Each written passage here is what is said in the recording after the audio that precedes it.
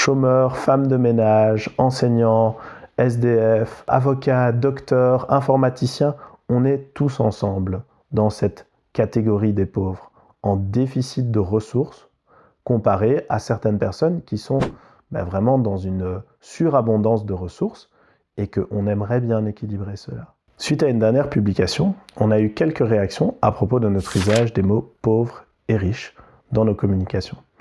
Et donc on va en profiter pour un petit peu clarifier pourquoi est-ce qu'on se sert de ces mots et qu'est-ce qu'on entend par ceci. Pour nous, pauvre et riche sont des mots qui ont une signification relative. Ce que j'entends par là, c'est que si tu prends un pauvre ici en Belgique et que tu le compares à un pauvre au Congo, notre pauvre, il ressemble presque à un riche. Et de la même manière, si tu prends un pauvre ici en Belgique et que tu le compares avec Louis XIV, la même chose. Il a presque l'air d'être un riche, parce que Louis XIV, il n'avait pas accès à des médecins, enfin si, mais bon, il n'avait pas de chauffage central, il avait des WC qui marchaient moyen, pas de douche, pas d'eau chaude, sa vie était bien plus misérable, et puis bon, tu lui montres un smartphone, le gars il va péter un câble, quoi. Tout ça était juste totalement inaccessible pour lui, parce qu'il n'avait pas les ressources de se le procurer.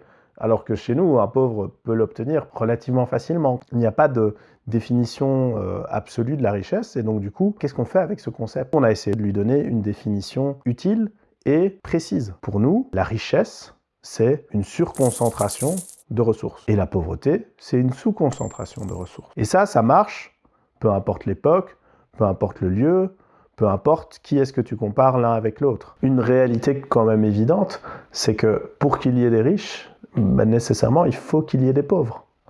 Et il faut même qu'il y ait énormément de pauvres pour qu'il y ait quelques riches comme on les connaît aujourd'hui. Et donc, il y a vraiment une relation mathématique entre la richesse et la pauvreté. Et donc, entre les riches et les pauvres. C'est comme un système de vases communicants. C'est aussi simple à comprendre que ça. Et donc, on essaye de l'expliquer aussi simplement que ça. Certains nous ont dit que c'était dommage qu'il n'y avait pas la classe moyenne dans notre définition, qu'eux ne se retrouvent pas ni chez les riches ni chez les pauvres. Et je dirais par rapport à ça deux choses. La première, c'est que cette définition n'est pas là pour classifier les gens. Elle est juste là pour expliquer une dynamique. Et la seconde, c'est que cette notion de classe moyenne, pourquoi elle n'est pas là?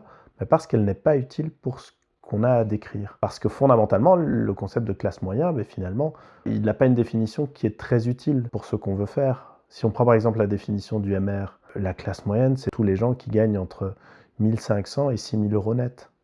Donc ça fait un paquet de monde qui se retrouve dans cette classe moyenne, qui n'ont pas du tout la même expérience de vie. Nous, on considère que toute cette classe moyenne, d'une certaine manière, fait partie des pauvres. Au final, notre définition de pauvre, elle est là pour unir un maximum de gens, unir les gens sous une même bannière. Alors, pour une bannière, il faut un nom. On a choisi le nom de pauvre, ici, dans cet article, dans ce contexte, pour parler d'Horcorp. Mais voilà, c'est parce qu'il en fallait un et que franchement, ça s'y prêtait bien. Là, quand on parle, au fait, on parle avec un contexte. Quand les gens disent « tax the rich », ils ne sont pas en train de dire « taxer le médecin »,« taxer le docteur », taxer l'avocat. Ils sont en train de penser aux multimilliardaires et aux gens qui vraiment, on va dire, ont beaucoup de ressources qu'ils arrivent à faire échapper au fisc, quoi.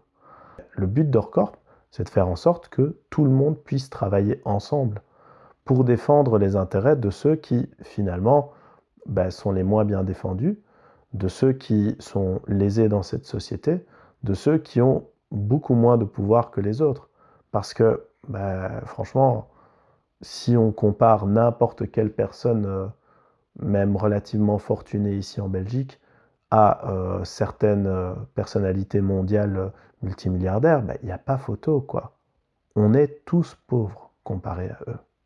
Ce que fait Horcorp, c'est de prendre des profits et les sources de richesse de certaines personnes de manière tout à fait légale, au travers d'entreprises qui font concurrence avec des services comme la téléphonie mobile, de faire en sorte que ce ne soit plus eux qui décident de ce qui se passe avec, qu'elles ne servent plus à les enrichir, mais qu'elles servent le bien commun. Et comment est-ce qu'elles servent le bien commun au sein d'Horcorp? Au travers de mécanismes en ligne ou autres qui permettent à tout le monde de décider facilement de ce qui doit se passer avec cet argent.